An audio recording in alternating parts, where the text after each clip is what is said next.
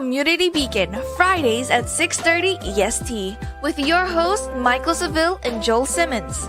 A channel whose focus is liberty. A place where the lessons discussed and taught will create openings to a more open and freer mindset. A mindset where you may reach the height of your potential and excel. Here are your hosts, Mike and Joel. Oh man, Yes, you said sir. that we set the mood. Okay, man. Yes, Shouts sir. out to everyone who's checking in. We've been putting these shows up at 6:30. It's 6 o'clock now, but 6:30. This is the first time that we've been live in quite some time. So I'm grateful for that. I'm grateful that we could make it happen. I know we were doing a lot of traveling and different logistics and things coming up and happening, and we both tend to be pretty, I don't want to call it busy. We are progressive people. Some And of so mine is busy and some of mine is productive, brother. I can't, I ain't gonna lie, man. I'm still stuck in some of that busy world, running from here to there. And I'm like, oh man, somebody I find my head. I think I left it back there. I'm gonna tell you what, with the busyness for me, because I hear you. And at this point, I've done it so much that when I start to say, "Wait a minute, I'm just being busy," I just stop. I don't Mm, know what is going on. I just stop and I say, "Wait, mm, I don't want to expend any more mental energy. I don't want to expend any more physical energy. I just need to be still because I'm missing something whenever I get into that busy mindset." mm. But that, as opposed to progressive, there's a saying these days. These kids say, "I got motion. I got motion." It's fine to have motion, but motion and progression are two different things. You could stand in one place and be in motion, but progression is moving forward. So if I'm not doing that, then I need to be still and figure out what exactly is going on. Something's trying to tell, the color purple. Something's trying to tell me something. Mm. Um, Man, guys, appreciate you all for checking in. Those of you who are catching us live, those of you who are catching us in the replay, I appreciate you for all checking in. Quick housekeeping, like, share, comment, hit the notification button. Please, it definitely is our oxygen and our air. We definitely appreciate when you all you all check in with us. It's good to engage. Know who we're talking to. And sometimes I'm gonna tell you what, it might be our grandkids that we're talking to. So grandkids, whenever you get this, when Mm. please comment, like, and subscribe. We're getting you in alignment with what we have going on. I'm of course Mike Seville, your real estate guy here in Palm Beach County, one half of the Community Beacon, and on the other side of the screen we have my brother from another mother, the incomparable, I say, and honorable Joel Simmons, sitting on Great that other day. side, man. So Great I day. Man, I got to open up the show sometime, man. Yeah, man, incomparable. Oh, honorable. yeah, Wow. brother, yeah, we're here. Man, I don't know how man. long we're going to be here, but we are here. Guys, we got a couple of things going on the other side of the show. If you get a chance, if you check out our Facebooks, social media pages, YouTubes, etc., we have a couple of things happening. I got What It Takes. That's Mondays at between 4 and 6. I actually haven't taped one in a while, and I will be getting right back to it shortly. So yeah, be patient, but there's enough content in there to keep you busy. And of course, the brother has started a new season of It Starts With Who, brother? Starts with me. Yeah. Hey, listen, I don't know if you've caught any of the shows, but this has been some good stuff. Wait, I'm gonna tell y'all though, I want you to know. So this thing has gone down the route. Every single episode, there's going to be a scripture reading there. Hmm. There's going to be some type of scripture in there. As it should It's be. a there's a whole new spin to It Starts With Me. So I hope that y'all are enjoying this. Please let me know. I'm enjoying it. I'm Yeah. enjoying it. It's almost like my buddy tells me it's like a Bible study for him. I don't want to call it a Bible study, but we get deep in those messages. We can still get deeper though, but I keep it really short. So if you want to get deeper, let me know. Awesome. Awesome. So, and then of course we culminate the week with Friday, the Community Beacon. I did happen to catch the brother on Instagram recently, and the brother always puts out an awesome message. So I want you all to check him out on Instagram. I want you to check him out um, on YouTube, and it's the Tenacity Foundation. So it's Tenacity Tenacity Foundation. Foundation on YouTube. And if you on Instagram, is it Tenacity or is it your name on Instagram, brother? Right. So it's my name now. So I want to say, Okay. I think it's jsimmons.tenacity or, so you guys can check that out. You'll be able to find me. Put in Joel Simmons somewhere or Tenacity somewhere. It'll pop up. All right, awesome, brother. Let me let my son go his mother's hair, and I'll be right back with you. Good. All right. Do your thing. Do your All thing. right. Yeah. All right, everybody. So today, listen, Michaeldseville is one of the most outstanding individuals that there is, and I am truly grateful for him. Like you all know, if it had not been for him, and the Lord, I wouldn't even be in this house right here. He sold me this house. So I definitely think that if you're looking for the real estate king in Palm Beach, come on over here. And I mean, South Florida, come over here and check him out. Today, the topic of the day is chasing the wind. And so I'm really excited about this. And I hope that you all are as well because I feel like this is a very true statement, and it's like, well, what is chasing the wind? Well, I think that we're going to have a couple of perspectives on this chasing the wind aspect because there's a natural perspective and then there's a spiritual perspective that I believe should be, noted when it comes down to it. So I'm excited about this, but let me just do it like this. Since the real estate king, the business mogul is back in, full effect right now, and this is something that touched his heart that he wanted to discuss, then I think that it's only right that I ask him the first question. Brother, Oh, okay. what do you mean by chasing the wind? Oh yeah, absolutely, bro. I'm gonna get into it. And apologize, you all. I had to let my son go. His mother was picking him up, and it's twofold. When I see him go, I definitely want. If I'm seeing him, I want to tell him I love him. And see him on his way. And also, my kids have this interesting habit of going raiding my refrigerator before they leave the house. So I need to make sure I'm just so it serves two purposes. One, the first purpose absolutely is to make sure that he's okay and make sure he knows that I love him and say those words. The second is I got to check pockets to see what's leaving the house because Man, they will leftover hamburgers gone. Look at every they would. I'm telling you, if you got out, I can't just be my kids, and it's both of them. Lil Paul is 2 years old. Before he leaves the house, he's not leaving my house unless he goes to the refrigerator. And Oh he's gonna man. get his juice or he's gonna get some gummies, and that's his thing. And he's not leaving until he gets it. So, anyways, I All the appreciate. juice boxes gone. The gummies. I He come back. He like, where the snacks at, Dad? Man, you took them all last time and didn't tell me. you go back to the fridge. Then when I'm at the house all alone, I go to the fridge knowing that I left something, and it's gone. So I just Oh, like to know what's going on. All right, let me get into it. Um, man, there's some interesting things going on in this world.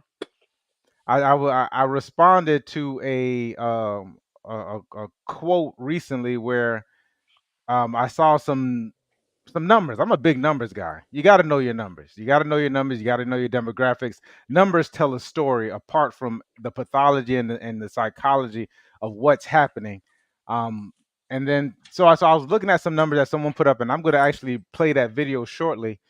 Um, and I put on there. I said, man, a lot of this stuff is cap because we the last show we kind of spoke about who we were in our identity, and so we said we have to ask ourselves a couple of questions because last show was New Year, New Me. The questions we said we would ask was, who am I?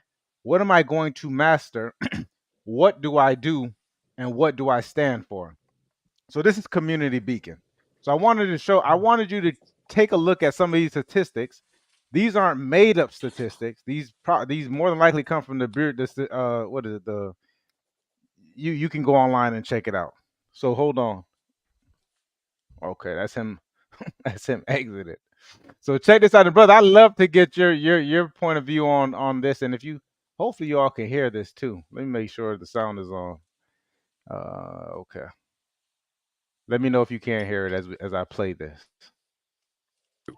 Starting off at the bottom of our ranking, in the 10th position, we find African Americans with a median income of bottom of our median household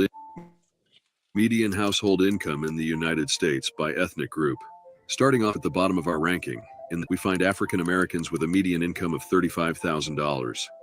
Moving up to the 9th spot, Hispanic Americans have a median household income of $43,000. Continuing to the 8th position, Nepali Americans follow with a median income of $43,500. For reference, the average American come with a median household income of $56,200. Climbing up to the 7th position, Korean Americans have a median income of $59,200. Now let's focus on the 6th position, where white Americans have a median household income of $59,900. Advancing to the 5th position, Pakistani Americans secure a place in our ranking with a median income of $66,200. Stepping into the 4th position, Chinese Americans have a median income of $69,100. Moving up to the 3rd position, Japanese Americans come in with a median income of $72,300. Following closely in the 2nd position, Taiwanese Americans have a median income of $82,500. Finally, at the top of our ranking, claiming the 1st position, Indian Americans lead with a remarkable median household income of $105,000. Truly impressive. All right. First glance, brother. I'm curious. What are your thoughts on that? That those statistics. First glance, me hearing this for the first time, I'm Yeah. like, wow, that's why you have statistics. Yeah. I mean, I would like to back up I would like to back up this individual's work, check it myself, but I'm just like, Yeah. whoa, that's not exactly what I would have thought Mm-hmm. right there. That was something that just kind of like caught me off guard. And then uh where were African Americans at again? The bottom. Oh, I 30. know they were at the bottom because I heard them rattled off first. Yeah. 30. What was it? 33,000. Ah, gosh, Yeah. man, that's crazy. You know, I'm sorry. I'm gonna play it again, guys. that's where we are, huh? Man, 35,000. 35,000. Okay, okay, that's the way it is, huh? Yeah. Mm, So mm. not and I can imagine, brother, it'd be surprising, to a lot of people watching it. It's specifically in the last couple of years where I've seen a increase of people talking about generational wealth, and we discussed this last month. Exactly, and I really broke down this illusion to what it is. You know what I mean? I think it's almost like mystical when people talk about it sometimes. Like, yeah, I want to start generational wealth. But then you look at these statistics and you see exactly what's going on. A lot of this boils down to values. So we can have a goal of having, quote unquote generational wealth. But then if we don't understand where our values lies, then we're just all over the place. And anybody that's going to be all over the place, and this goes back to figuring out what your identity is, you're all over the place. You end up in these places of you're not really intentional on how you're going to get what it is that you're going to where you're going. So what ends up happening is, and here's the natural part of it, and I'm glad you came in, and I have the right partner to talk about the spiritual part of it. We have what is happening is chasing the wind. And you're liable, not knowing where you are and who you are and what your values are, to actually end up in the this category, the bottom of the list, Mm. because you don't have an ideal, or you don't know how to get to where you're getting to. You don't know where you're starting off at the bottom. You know now, and I would love anyone to go back and check out those statistics, and then I want you to go over to the other end and say, how do I get to? You got the Indian Americans, and I'm curious to know what they the definition of Indian Americans. Is it Native Americans that they're calling Indian Americans, or is it the was it the the coming from India, Indian Americans? But I guess I saw them, yeah, Indians, so Indian Americans. I'm not exactly sure what the description of it is. But how do we get to the point of where we are, the bottom, and not just be chasing the wind and still ending up in the same place? Mm. Because we're not aligned to our values, and we have certain patterns that need to be broken within the system. So it's not so it has so if I'm speaking on behalf of Community Beacon, it's like what is our identity as a community, and where are we headed to? And I'm not going to and I'm not going to speak to the community on large, but I do want to definitely give us some kind of ways of how we're going to obtain to where we're going. What do you think, bro? Mm. Well, I'll tell you what, I mean, I do think about that as far as it goes. That first question that you had, who is it? Is it the Native Americans or the natives, or is it, Indians that come from India? You Yeah. know, but I think that maybe I know all of the quote unquote Native Americans that I know, they like to just go by native. They don't like to be called Native Yeah, yeah. I'm Americans. So maybe, but I don't know. I'm with you. I have no idea how they break down that statistic because, I like to be called, man, I'm like a Black American. Here's the, I don't want to go off on a No, tangent, no, go let's too go. far, No, no, go, go, but go. I'm here for it. you know, but like African Americans. Now, I love African Americans. I love my people from Africa. But the thing is, like, so I wasn't born in Africa. My mom wasn't born in Africa. My grandma wasn't born in Africa. My Hmm. great grandma wasn't born in Africa. So I think that there's still like this discombobulated thought process of who is a Black person. And I Hmm. think that that right there has a lot to deal with those statistics as well. You know, Hmm. I mean, when it comes down to it, there is such a stress that happens between blacks, whether you're from Haiti, you're from Jamaica, you're from Africa, or you're just an American. And here's the thing about it is no matter where you go that I've found, there's always a difference between the light-skinned person of that community and the dark-skinned person. And Right. I thought it was interesting that when my wife is Cuban, and she was telling me the story about how, there's white Cubans and then there's dark-skinned Cubans, Black Cubans. And Hmm. it's like, from my ignorant perspective years ago, like everybody from Cuba is from Cuba, but they got the exact same issue because over there in Cuba, if you got darker skin, you were treated as a lower classman. And it's like, whoa, man, what are they? This happens Does in it really Cuba. need to? This happens in Cuba. Yeah, Exactly. yeah. It happens in Cuba. So I don't know. I'm interested in how they come up with the perspective of the statistics for the African American as well. You Right. know. So man, this is come on, give me more. Give me All right. more. Absolutely. I think you hit the nail on the head, and I wouldn't. I'm not surprised. I think so. It starts with that first question: is who am I? Mm. Like who am I? And the thing is, we get to choose those different things. Like you get to choose. A person really has to be careful of how they are labeled and what they are labeled, because what happens is that sometimes we may end up accepting those different labels and living up to the narrative that's placed upon us. So when you don't know who you are, that's a valid question. Am I a Black American? when I go to, I heard someone say, when I go to play for in the Olympics, you got brothers who are playing in the Olympics. They don't say African American representing this African representing America. They are Americans. You know, so we have to certainly figure out, like, where do I identify? I'm not huge on the entire the thing with the spectrum of the color and identifying by the color as well. I mean, you can see who I am. You know what I mean? I'm bigger on figuring out Michaeldseville, the real estate king and business mogul. That's who you are, right? the part is a part of it. Is a part of me, right?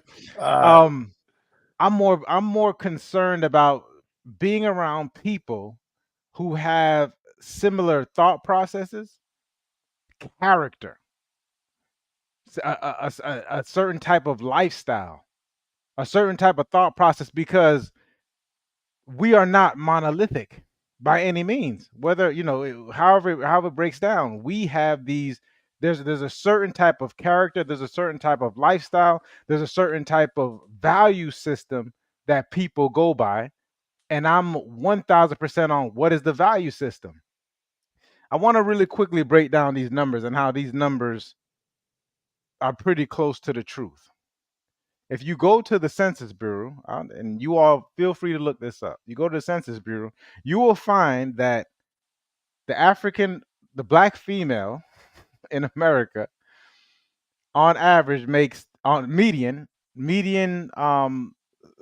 income is $27,000. It's $27,000. The median income, let's call it 30. The median income for a black male is $50,000. It's 50,000. There's a narrative that states that black women make more than black men, but it's untrue, according to the Census Bureau. So you have the median at $30,000. You have the black male median at $50,000. You find that most kids in the black community, 70% are raised in single parent households, single parent led households. And I've said this 1,000 times again. So if you have a single parent household, and in America you do have child support, you can see how that 30,000 easily goes up to $35,000, which is you get an extra 5,000, which is still not enough to raise a child when you think about it, but that's just what it is. And then how the black males, if he has one child or possibly two or three, his income is going to be affected by that. So now if he's 50,000, but 70% of kids are born into single parent households in the black community, then now you're seeing that his income at $50,000, and this is gross. This is not with taxes. How that can easily go down to 50, 45, 40,000 bucks. And of course, there's more women than there are men in the community. So that's how you're getting to this number of 35,000. So if we're talking about how does a community go up just by the numbers, it would be the families being together. And I'm sure you would agree with that as well. People are better together, the male and female, regardless of what you're hearing. I'm calling it is better together, because if you're having 35,000 and you have to raise a child on your own as a black female, and the black male is outside of the household and he's getting child support taken out, you have two separate households, which probably makes up two separate rents, because more than likely you're not able to afford a mortgage. You got two separate light bills. You got two separate water bills, just two separate households to take care of all together. Now, if we're talking about generational wealth, how? There's no way for you to be able to catch up or do anything, because you're already there's a bleeding going on. Now, if those two were together and one made 30,000 and the other one made 50,000, that's an $80,000 household. You've already, according to these statistics, you've already jumped the average household, which is 55. What is it? 50? Was it 55,000 across in America? I think the median it stated it was 55,000. So if you have one person making 50, one person making 30, or even 27, Now your household automatically goes up to $77,000. Now you're only paying one mortgage. If you have a home, now your mortgage starts to appreciate. You got your appreciation. Instead of paying rent, which is 100% interest, you're paying, even if your credit isn't all that good right now, let's say 7.5%. Which one's better, to pay 100% interest or to pay 7.5% interest with the appreciation of a property? Hmm. You understand what I mean? But if we're staying with the 35,000 and we're still doing some of these natural things where people have the natural ability and natural want to procreate. So you're going to have these children, but you're doing $35,000 and this person's making 50 or across the board and the average is 55,000. That is the ultimately of chasing the win. You have no now your children are even starting with a deficit. We find out later that 70% of the people who are in jail had a single parent household normally led by the mother. 70% were led by the mother. Single parent households led by the mother, 70%. I'm not going to get into a certain statistic because I don't want to seem biased, but it's true. But we're just showing that how even your children are being affected by this. So just by just by looking at this number, you can see that people are better together. Otherwise, you are chasing the win in every generation. And I'm not even getting into the psychological trauma of abandonment issues, no fathers or sometimes no mothers in the household, whatever that looks like. I'm saying that just based on the numbers, you're starting off behind. And then this just continues to be a never-ending cycle. It's chasing the win. You're going to have to be so far above, and this is what happens, is that we start to praise these anomalies. That's why you get certain phrases like black excellence. When you say black excellence, we're normally looking at an anomaly. You're looking at a LeBron James type, type figure. Or that one person that came out of family that did okay. You say, oh, well, you can't say that, Michael, because, I have a cousin from such and such who's, who made it, and they were led in a single parent household. And you're like, well, you're just talking about that one person. And then we don't even know what that person is really doing. You're just telling me this. Okay? So it's just like we have to get back down just to the bare basics of just a foundation. There has to be. I'm not telling people to aspire for certain things or to aspire for greatness or excellence. I'm just saying at some point in time we just got to look at the numbers and look at the way that the story is being played out and says, does this make sense? If what we say what we want is what we want. What do you think, bro? Yeah, man. Something comes to my mind because I'm tracking with you on this, and I definitely I'm hearing these numbers, and I'm also hearing like the plight of individualities or people or cultures or especially if it were to come down to race, um, or nationality, then I guess I would have to say that we're definitely talking about blacks as individuals, you know, and I think that this is all encompassing to a certain degree.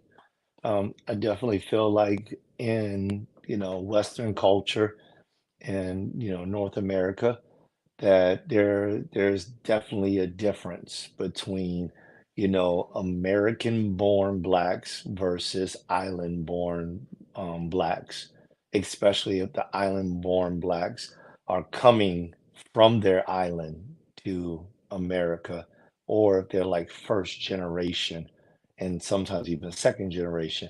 I think that once you get into like second generation island born blacks, then things start to change because they are American now.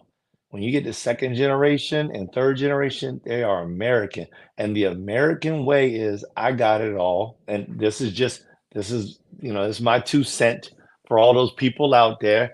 I I don't have an American flag out in the front yard, but I love America.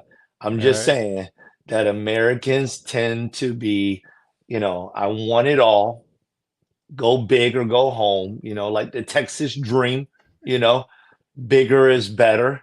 I'm not satisfied with, a Ford Focus, but that Expedition looks mighty good for me and my wife, you know.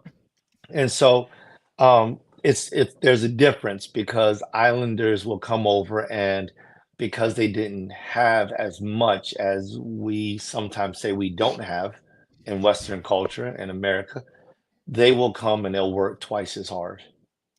There's an old saying, you work like a Jamaican because they're like, dude, I got from that island to here, and they're just giving away money. I'll go and work over there and sweep the floor. I'll go over there and be a DJ. I'll go over there and be a security officer. These guys are crazy. I will work 18 hours. I'll work 20 hours. They're just paying me for nothing. I don't even have to Let do anything. They're paying me. let me talk on that real quick because Go brother, ahead. when I first met you, when we first became Anomaly. acquainted, Anomaly. anomaly. Is that what you? I'm gonna call it character. You can call it Yeah, character. I but mean, but I'm single it's family. yeah. Single family raised. I'm an anomaly. You Single you single yeah. mother raised me. It's definitely that. So I definitely wanted to give you your just due on it because we could easily point to you, and I'm glad you mentioned it. I am an anomaly. You and I had a foundation. At that point. Um, you mentioned something about, and because I love America as well.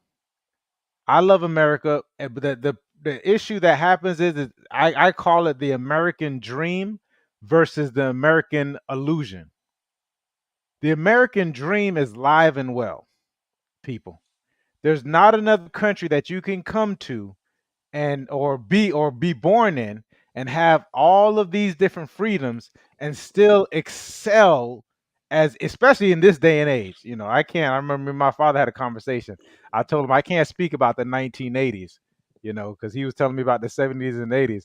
I said I can tell you about the 2000s, 2010s, and now the 2020s. And 2020 for anybody is the American dream is live and well. But what is the American dream? Well, it was, and it still is, a mother and a father, 2.5 kids, a house, and a white picket fence and a dog. If you stay, this goes back to the conversation we had last week about this illusion of choices that we have. Well, we have too many choices. It's too much. You give yourself too much freedom. It's there, but you're allowing yourself to have it and not sticking to the game plan or the foundation. It's always what's next, what's bigger, what's newer. You get caught up into it could even be the iPhone fallacy. I'm gonna call it iPhone. I'm calling it the iPhone fallacy. I'm just making this up right now. Of where every year, and I know, and you may know people like this. I know people like this, that every year they have to get the new iPhone. They're not talking to you about life insurance. They're not talking to me about buying homes or assets. They're talking about this $1,500 iPhone that's so much different and so much newer than the one that they had from the from the previous year, right? So to me, that's what I would call like the American illusion. The fact that, oh, I can hit it big the next day if I jump on this Bitcoin thing. I'm not saying that there's something wrong with Bitcoin or crypto. Mm. There's definitely thing, but you should treat it like how the people do stocks. Are you into stocks like you're into crypto? There's certain people that these things work for. And I'm not even going to call them anomalies, but these are people who are saying, you know what? I'm going to Work. I'm going to put I'm going to sit here. This is what I'm going to do. It's like me in real estate. You just have a conversation with me about real estate. It will seem so easy to run a real estate business. You'll say, Mike just explained it to me. I'm gonna go out and get my real estate license. And then, but you don't have the background, the coaching, and the understanding, the losses, the wins. The same thing with flipping houses. A lot of people say, "Oh, I'm going to go flip a house. Okay. Is this something that you really want to do? Or I'm going to be a landlord. Housing investments, they're great investments. Who's going to tell you anything different? Because it is tried and true. However, are you ready to deal with toilets, tenants, and termites? Are you willing to pick up the phone call on Sunday at 3 o'clock? Are you to deal with certain type of tenants? What happens when the tenants don't pay? What happens when the tenants wreck your property? Well, like you go, it just goes on and on and on. And it's across the board. Sometimes you just have to stick not sometimes. People who are going to be successful are going to stick their flag in and say, you know what? I'm going to do this. I'm going to figure out what are my values? This is going back to, and maybe that's something that we should do. Talk about like the values, our value systems. Because once you're in alignment with your value system, and I tell people this, it doesn't matter what the ending result is. Are you progressing? Are you growing? And are you satisfied with the effort that you put in? The money, whether or not the money comes, it doesn't. Money is just a tool. But if you're doing those three things and you're doing them to the best of your ability, the money's probably going to come at some point. It might not be in 6 months, 90 days, or 6 months. It could, but it might be a year, 3 years. Most businesses take 5 years in order to be successful. It takes so jumping in and jumping out the first year, and every year it's a new year, it's a new you. You're starting from ground zero. What's the saying? We often overestimate what we can accomplish in a year and underestimate what we can accomplish in 10 years. What are you doing that's going to be for the long haul, and using all of the experiences that you have? You have to stop chasing the wind. You got to plant your flag and say, okay, who am I? Where am I going? How do I get there? And who can I attach myself to? Forget the question. I hear you. I know everyone talks about their tribe, but start to fully define like who and what is your tribe. And I'm telling you, if you go on character, you go on integrity, you go on people who share aligned values, you go on people who I would call equally yoked with you across the board, you're going to see how successful you are. And success is just not the money part of it. The success is actually being aligned with your goals. Go ahead, brother. No, we're on the same page. I mean, you're literally picking up where I was exactly where I was just talking about. So let me just go there then. Yeah, go ahead. This is what came to my mind when I thought about chasing the wind. One particular scripture.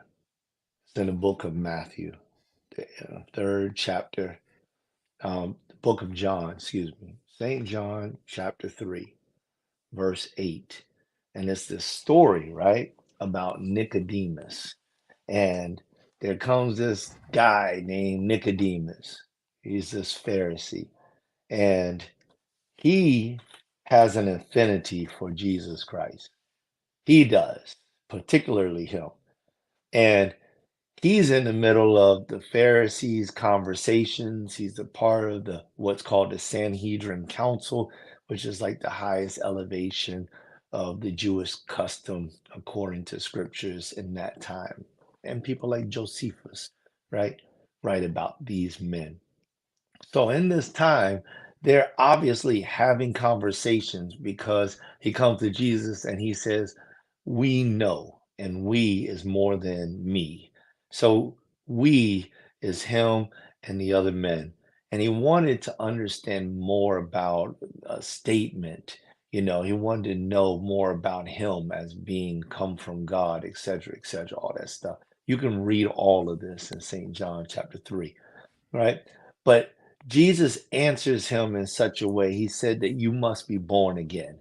And I'm going to show you all this in a different way, but I don't want to take away from the fact of being born again is a real thing. It's not just one of those things where you just rise up and say, I accept the Lord Jesus Christ into my life. And then that's boom, that's it. like a magic trick, like David Copperfield type of stuff.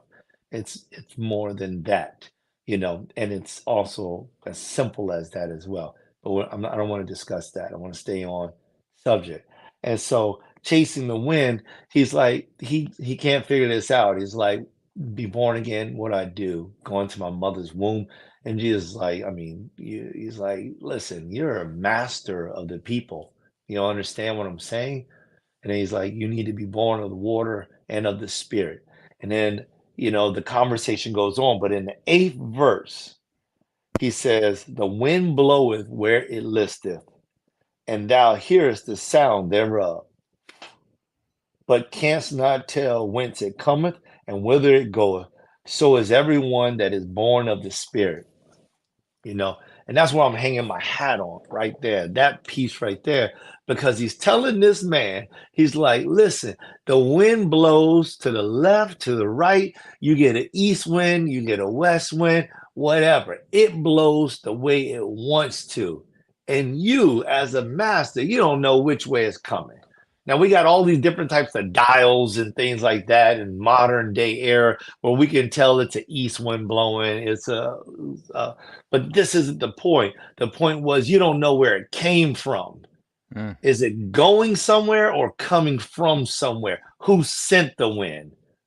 What is the purpose of that wind? Why is it traveling in this direction? And so it's like, okay, Nicodemus, what is going on? You're chasing the wind. That's what it is. Now, why is that? Said because everyone that is born again is the same. That's how the spirit is. They move in such a way that only God has that ability. You mentioned, whose tribe are you a part of? And then we talked about all these different statistics. We got, you know, and then I introduced what's the difference between this black man versus that black man. We got the Asians, we have the whites, we got the Australians, whoever else you name, blue, black, brown, purple, yellow, and indigo. All of these different people, right? But the tribe, whose tribe are you a part of? And so Jesus is like, all right, let me separate this thing for you because obviously you're not getting it. When people are born again, in other words, when they are entering into the adoption agency of me, the adoption agency of my father, when they enter into this adoption agency, they are my tribe. And that's the only one that matters. Right. Nicodemus, it don't matter if you're whatever you are. I could care less. You're trying to chase me down, trying to understand who I am, but I'm all spirit. I'm wrapped up in this body, and you think that your tribe is a part of my body, but it's not. Because you're not aligned with me. You use that terminology. You're not aligned with me. So if you're not aligned with me, you can't have the same father that I got. You're chasing the wind. Because you're not aligned. You got to be born again. Now, let me take that to a natural sense and what we're talking about now. We as people are not aligned. We ain't aligned with the American dream. We're not. Because we don't even know what the American dream is anymore. The American dream has tripled and 10x and 100x. And you got people that have changed the American dream into a pop culture. Yep. And nobody knows what it is anymore. It depends on who you see next on TV. You know, whether I see someone on TV, hear them on radio, go to an event, or look at them on YouTube makes a big difference of what the American dream is. Because before, the American dream was something that was whispered, spoken about amongst the landspeople. 40 acres and a mule, my American dream, right?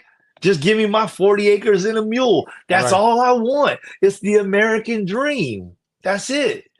You know? And you know, people coming from different countries, they're underneath religious rule, kingdom rule.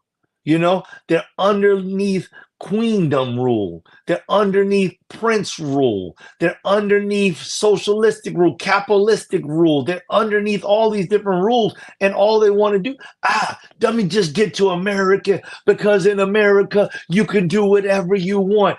Freedom is in America, the American dream. I just want to be free. Let me go and lay myself underneath a bridge with a blanket. I'm free. I'm just glad that nobody wants to chop my head off because I don't believe in the same thing as my next door neighbor. What is the American dream? Chasing the wind. Because the wind, the significance of that is it wasn't the wind that needed to be surmounted. Nicodemus is not about the wind. It's about who sent the wind. It's not about the wind. So I often wish that we can like really break up a lot of our conversations. And guys, you got to forgive us because we kind of start off like a train and we just get to moving. So follow us as we tug along and we gain speed. This is when you get caught up in, and just to bring it back to the natural part of it. This is the people who get caught up in what it looks like, the money. I had a conversation with a brother yesterday. I said, because they started telling me about, I said, it's not about the money. I said, it's not about the job. That's the win. I said, it's not. Yeah, that's a part of the win. It's not about the money. It's not about the job. It's not about the cars. Once you get to a certain point, all these things, like, they don't matter. It's not the woman. You know, they got the passport bros. I said, it's not the woman. Because you can say, oh, well, I'm going to Thailand or Dominican Republic or South America to go get my wife, quote unquote wife. If you don't have a foundation within yourself, it don't matter where you go to. It's crazy that with the 52 states, you got to go out if that's your thought process on it. I'm not telling people don't go out and get exposure. Hey, go get exposure. Go see what things are like, what's differently. I think that's the biggest. One of the biggest things that was good for me in regards to my exposure coming up from a island household was being able to see certain type of things and treatments and get a different understanding. But if this is the main focus, and I'm sure you said, and I'm not, it's an immature thinking, because there was a time when I thought that same way. So it's like it's an immature thinking to think that, I graduated from college. I'm gonna go get this. I don't care what kind of job it is, as long as it pays me X amount of money, and then I'm gonna be happy and everything's gonna be okay. Then like I said, that's when you figure out that the win is the money, it's the job, it's this lifestyle that you saw that someone was doing, and then you got to come, the lust for it. And so then you got to come back, and then you have to come back and figure out, okay, so what is the alignment? I don't want to mystify alignment. Alignment is based on values. We all have our own sense of values. It would behoove you. Let's get back to the American dream. It would, or just life in general. It would behoove you to be intentional about these things. Once you start to get intentional about what it is, then you can move forward. It starts with, who am I? It starts with your values. Okay, cool. Do a value elicitation across your different contexts.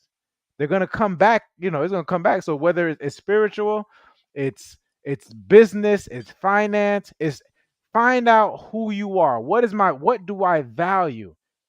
Do I value connection? Do I value love? Do I value connection, love, trust? Do I value, is all these things within myself? Are these things value? And then you can start to define it. And maybe that's a part of the show we can do. Let's define happiness. Let's define love, peace. Peace is a big time value for me. I will bow out of a lot of things just to have peace. I'll say, you know what? It's not worth it, because if it takes away from my peace, it costs too much. It's not worth it. You tell me, oh, Mike, here's $1 million, but you're not going to be peaceful with it. Do you want it still? There's people who are $100, $500 million in, and they're not at peace with themselves. you ever heard of, and you say, how could this person commit suicide and he's worth $100 million? He's not at peace. He's not connected. He doesn't have any connection. He doesn't have trust for himself. Every day he thinks he's gonna lose this money, maybe because of the way that he got it. Right? So it's like, so figure out what your values are, and then this is your identity. This is a part of your being. Figure out what this is. The brother know we talk about your rule and guide. What is our rule and guide? We figure, so that's an easy way for you to do it. Figure out what the rule and guide is. The Bible might be your rule and guide. Go by your rule and guide. That's a lot of knowledge in this stuff. And then say, okay, this is what it is. If it's outside of this scope of this things, the way that I define it, it costs too much. And then now you can start to align with people around you. Now you're intentional about who you're aligning with. Now you're intentional about who you're saying no, what and who and whatever you're saying no to. Now you're not being shamed for doing certain things. How many times have people been shamed to take on things that they shouldn't have probably been taking on? I had a big realization this week. I often talk about people or have conversations about people who are in a victim mindset. They victims. Why can't they just do better for themselves? They got this victim mindset. You can call it poverty mindset. You can call it victim mindset. It's all insane. Why can't they just, what makes them not do X? No, spent a lot of time on it. But when they come to me, it's like, oh, I can help them. Everybody with the victim mindset, I know I can change. I can help them. I can do that. I've realized that the victim mindset and I'm always helping mindset, which we can call as the savior messiah complex, it's all on the same spectrum. We're all enabling each other. This savior, you always feel it. You're not allowing this person to have their own journey, so you're jumping in. Let me move you this way because you need this. This is I can tell what your choices should be and what you should do, and the victim is going to allow you to do it, and then you're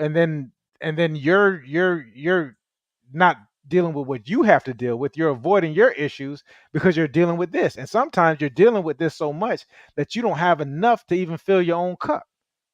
You're not taking care of your own household. Why is it? Think about the savior mindset where you say to yourself, I have to go out and I'm guilty of it. I got to go out and I got to help this whole community. And your house may be falling in shambles. I got to go out and I got to go do this with the community. And your own wife and your own kids cannot look to you for help. Not even your wife and kids, you can't look to yourself for help.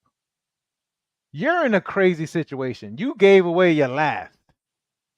I'm not saying that you don't help people out, but you give away your last, and now you can't pay your own bills, and now you stressed out, which sends you down a tumbling path.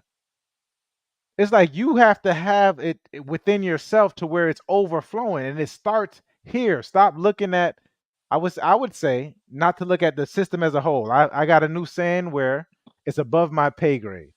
So we start talking about, such and such is going to war. I'm like, hey, I hear it. I know what's going on in the news. But to sit here and have this long, drawn-out conversation about it, it's above my pay grade. There's nothing I could do about it right now. What I can do is I can go home and have a conversation with my young man, have a conversation with my significant other, my parents, people that are there or in my household. Once I'm bubbling now and it's overflowing, now I'm going into my neighborhood. From your neighborhood, then you start talking about your community. From your community, then you can, but you don't have to do that.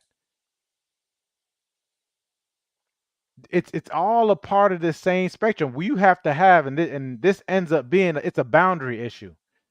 So really, it's not about whether you are solution oriented or you're in or victim mindset, whatever it is, because it's all a part of the spectrum. And if you go to the extreme on either end, it's unhealthy.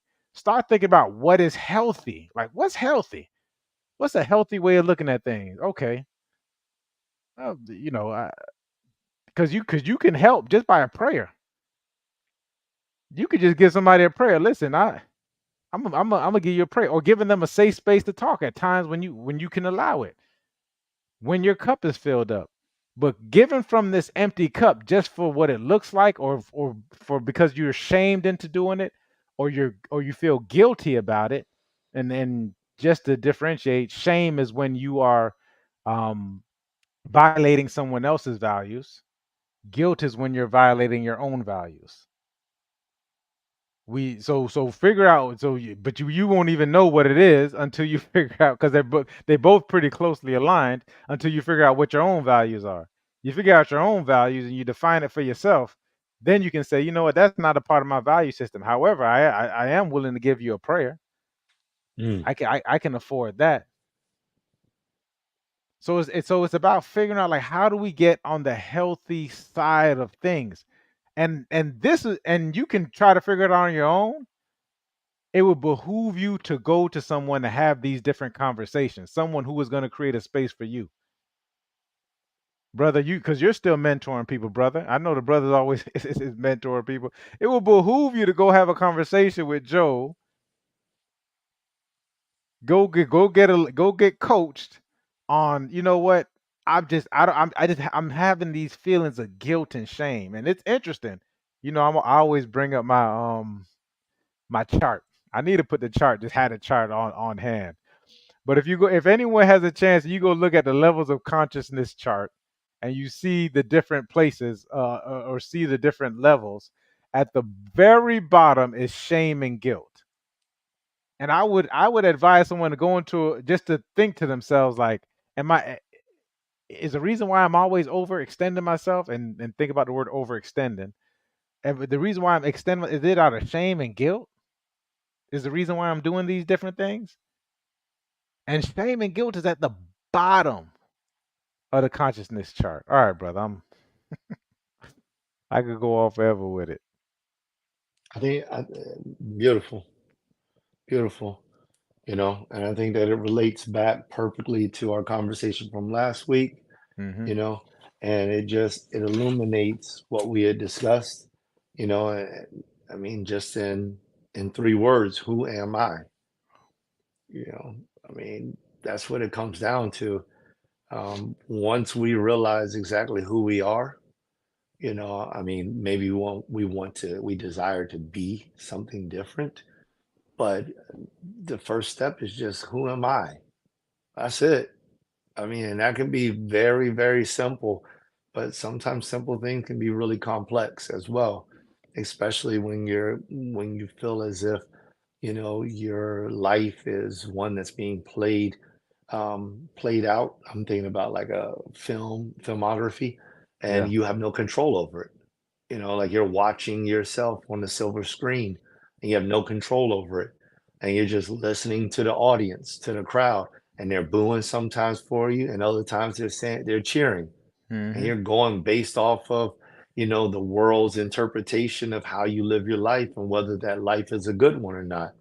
And you could have looked at that screen if nobody was in the room and chose the exact opposite things. Like, the Come person on on. the silver screen shut the door in front of somebody else. You're like, yes. And everybody else is like, boo. Right.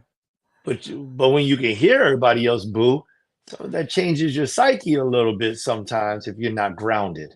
If you're not grounded. And that's where we all need to be. I mean, go back 2 years. We discussed, about Mhm. being grounded before you get into relationships. Go back to the community beacon, find it somewhere in all the roles, and just remember this. I mean, as Mike and I are still, these are things that come up. You just heard him talk about, what was that you were saying about, whenever you find yourself becoming busy, you stop. You know, and listen, these things still come back. It's just like the scripture, if you tell the devil to leave, he'll leave. He will leave, but it does not stop him from returning. He knows your address. If he's With it. been there once, he'll be there twice. Mm. Yeah, yeah.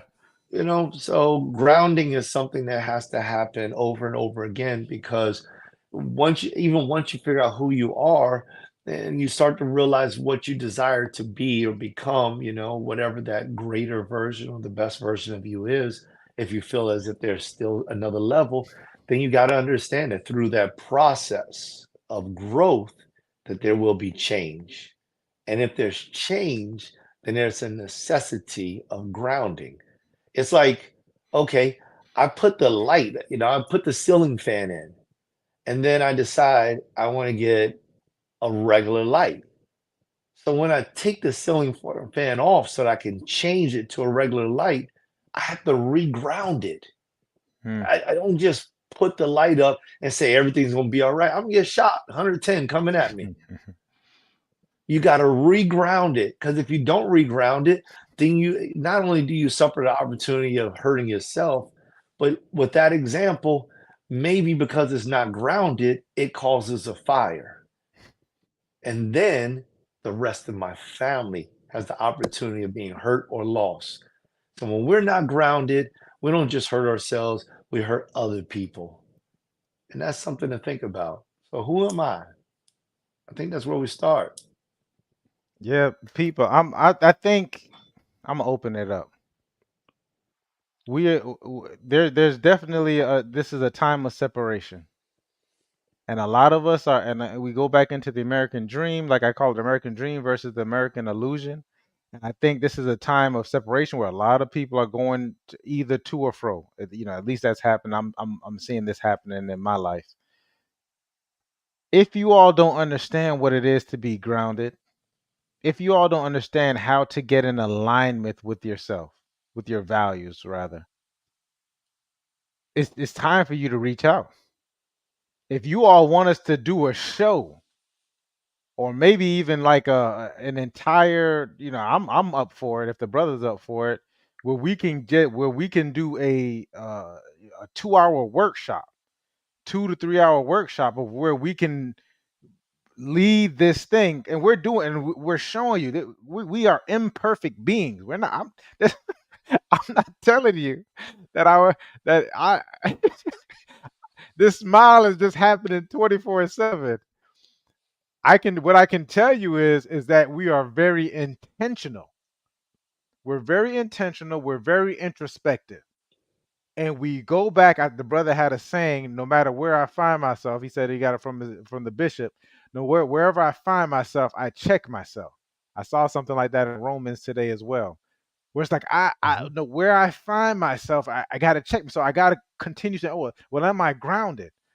These decisions that I'm making. This is the mastery of life. It's not about the perfecting of it. We're not gonna be perfect. One day, I'm stub my toe and I'm yelling. My dog is barking right now, and I didn't eat, and it's an issue. I'm aware of it, and I can go back. Let's reach out to us, man. Let's have that 2 to 3 hour. We can meet the house of prayer. I'm sure the brother could open that up for people to come in, and we can have a conversation about, like, hey, how are we getting in alignment with ourselves so that we can start to be intentional. We can start to get a we what is it we can start to become intentional. We can start to align with our values, but first off, you got to know what they are, and then Mm. what's our identity. And that way, just like the brother say, when the crowd is cheering, because I'm seeing the crowd cheer for stuff, and and you sit back and you're like, "Am I in crazy land? Like, does this make sense?" And it's on both sides of the aisles, and it has nothing to do with gender. It has nothing to do with color. It's a lot of lost people out here that's just trying to, and it's understandable. It's a lot of people who are possibly hurt. These are people who don't know where they're coming from. These are people who just want to be understood and acknowledged above most. And so it's like, how do you so now it's cheering to you and it's speaking to your trigger points or to your hurt or to your pain or to something, and you're just cheering for it without it making sense. And there's a lot of people out here who are very charismatic and are leading you down the wrong path. And it can happen to some of the smartest of us. It can happen to us, to the most experienced of us. Because I see people who are 50, 60, 70 years old that's following people, and they're like, how'd you come to this? So I'm up for it. Like, what does this look like? Maybe we do it online. Maybe we just do a small mini course where you all can just go back and just look at it. Like, man, how can we? Okay, this makes sense. This makes sense. But it does help for your individual needs, because and we all have coaching. I'm gonna tell you that right now. You'll be lost if you don't have people who are pointing you in a certain direction. It's just because we have biases. So, and based on your bias, you're going to generalize, you're going to delete, and you're going to distort. You don't even know what's happening. You don't even know these three things are happening when it's happening. It just becomes a pattern, and you don't know how you keep ending up in the same place over and over again. Your biases, blind spots is what some people will call it. Blind spots. Yeah, yeah. So, hey, listen, guys, I definitely appreciate you all tuning in. We went an hour. We appreciate it. Um, Time well spent, brother, as always. Time well spent. That Yeah, was good. I yeah, enjoyed that. We got to do more of these. yeah. Absolutely. Love you guys. Community Beacon signing off.